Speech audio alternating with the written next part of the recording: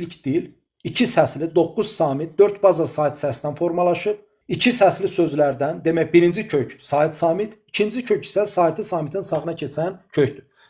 Və mən beləliklə müəyyənləşdirirəm ki, demək 100 min ilə 60 min il arasında dillər kök dil olmuşdu, yəni o sözlərdə şəkilçi olmamışdı. Arxeoloji qazıntılara əsasən qeyd edirik ki, ilk insanlar Afrikada yayılmışdı, yaşamışdı və buradan üzü şimala doğru qalxaraq günümüz Ərəbistan yarımadası, günümüz Türkiyə-Azərbaycan coğrafiyasının da gəldikdən sonra buradan şərqə qərbə yayılmışdı. Və 70 min il bundan əvvəl Çin ərazisinə gələn topluluq daha sonra buradan ətrafa yayılmışdı. Məsələ nədir? Çin-Tibet dilləri kök dillərdir, yəni onlarda şəkilçi yoxdur. Bu isə onu deməyə əsas verir ki, demək ki, Çin-Tibet dili ayrıldıqda daha dillərdə şəkilçilərin yaranması qanunu yox idi. Lakin daha sonraki dönəmdə günümüz Türkiyə, Azərbaycan, İran coğrafiyasında yaşayan topluluqda 60 min ilə 10 min il arasında bəzi sözlər şəkilçiləşməyə başladı. Lakin bu zaman şəkilçilər sözün əvvəlində və ya sonunda gəlməsi qanunu yox idi.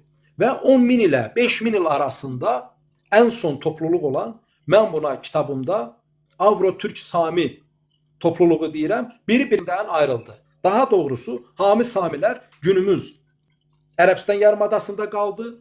Bir qol isə günümüz Avropa ərazisinə getdi və günümüz Azərbaycan-İran ərazisində qalan topluluq isə türklərin əzdadına çevrildi. Və bu 10 min ilə 5 min il arasında türklər Xəzər dənizinin ətrafına yayılmağa başladı.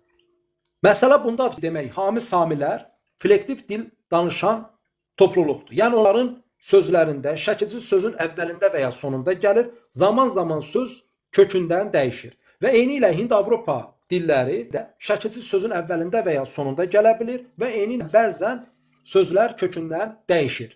Lakin türklərdə isə şəkilçi mütləq mənada sözün sonunda toplanır. Yəni kök və digər şəkilçilər. Şəkilçili dillər isə əsasən Qafqaz dilli xalqlarda və Ural-Altay ərazisində yaşayan xalqlarda olmuşdur. Bu isə onu deməyə əsas verir ki, demək 10 min il bundan əvvəl ayrılan Hami Samilər və Hind-Avropa xalqı flektiv dillər danışmağa başladı. Türklərin bir hissəsi isə Xəzər dənizinin şərqinə doğru köçlər etdiyindən burada yaranan şəkilçili dillər, iltisaqi dillərin yaranmasında Ural-Altay xalqları ilə bir yerdə iştirak etmişdi və elə bu səbəbdən də türk dilləri ən son ayrıldığı digər iki əcdad proto xalqlardan fərqli olaraq şəkilçili dilə çevrilmişdi.